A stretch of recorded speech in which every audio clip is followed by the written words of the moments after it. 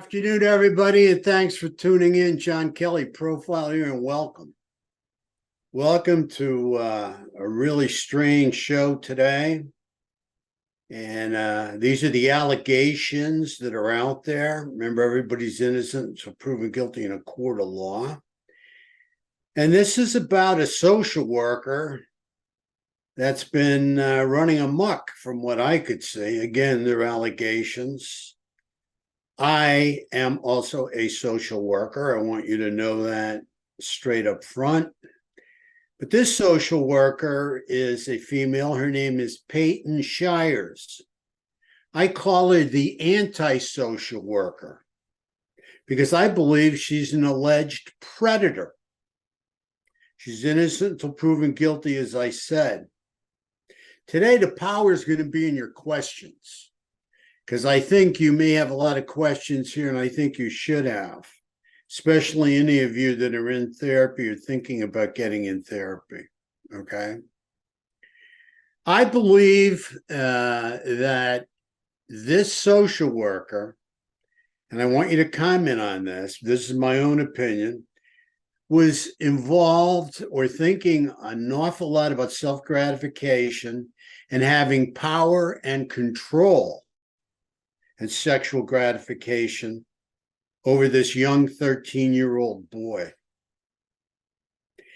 You have to understand, if this is true, in my opinion it is, she destroyed trust in the system, and she destroyed trust in this young boy, maybe for the rest of his life.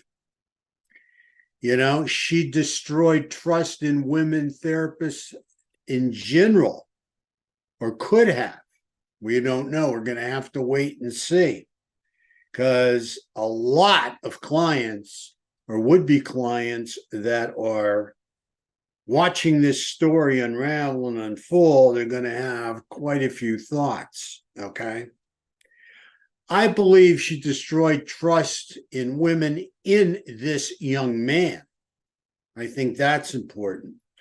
I mean, how is he supposed to go on in life and have unlimited trust in certain women who he may fall in love with or who may be close to him if he was sexually manipulated and traumatized at 13 by this woman, by this social worker, which I'm calling an antisocial worker?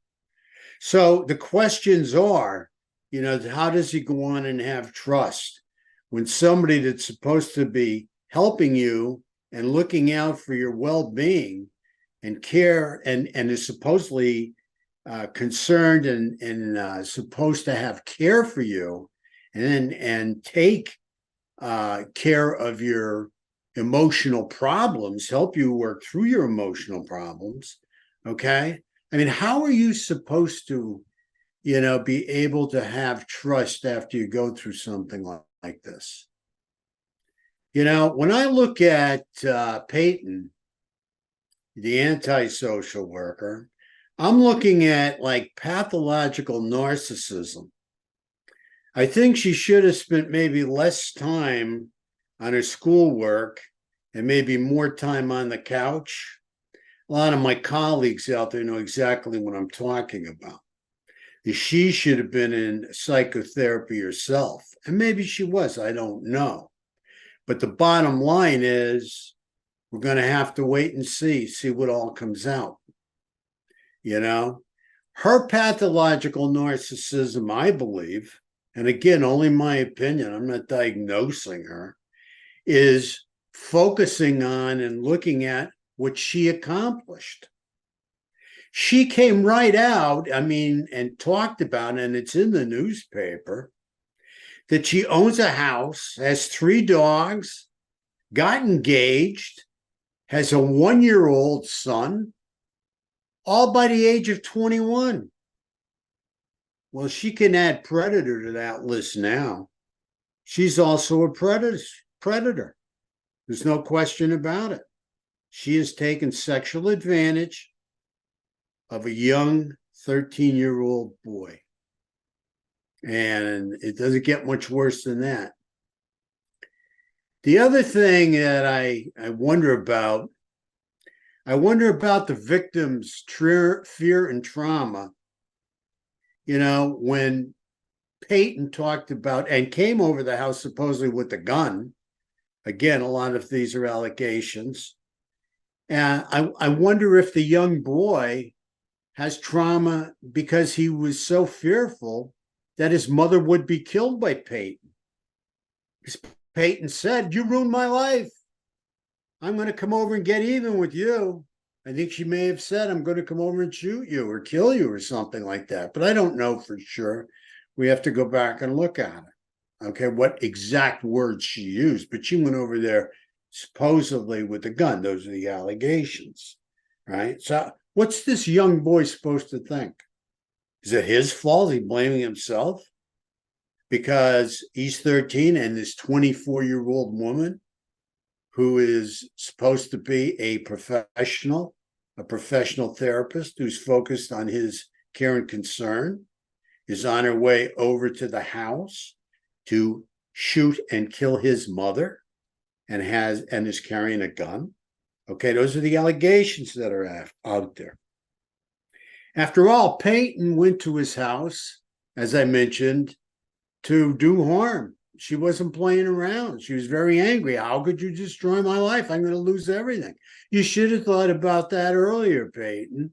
There's no question about it. Okay?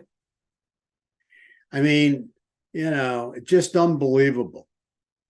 Do you realize or actually, does she realize as well, for her little sexual fling, she has destroyed her career, will probably lose her license. I'm sure it is causing a problem with her fiance. She's been arrested and will probably go to jail. Her son will probably be shamed, and ridiculed, and will grow up with other people making fun of him through his life. And oh, yeah, that's the kid's mother, who was a counselor over at the school, that was having sex with all the young boys. That's nice to have that hanging over your head growing up, right? That's how the kids are going to treat him. He's going to have this hanging over his head for a long time because of his mother. This was extremely on in her career. If she got away with it, I think she would eventually have more male clients and many more victims. There's no doubt in my mind, because as far as I'm concerned, she is a predator. And, as we've talked about in the past, the best way to predict future behavior is to look at past and present behavior. So, I'm glad that this came out very early in her career, because I see more victims, coming over the hill as her career continued. You have to understand the vast majority of counselors are really good people. They have a lot of care and concern for their clients, and they follow a professional code of ethics. There's no question about it. However, you do have some bad apples in the bunch. There's no question about it. Just like any other profession, doesn't matter. You can have good doctors, you get bad doctors, good nurses, bad nurses. You got good cops and bad cops. In any career, you're going to have your good and bad all runs together. But what I would really encourage you of is, or to do, is if you have run across a bad counselor that you feel has hurt you or manipulated you, I strongly encourage you, okay, to report them as soon as possible.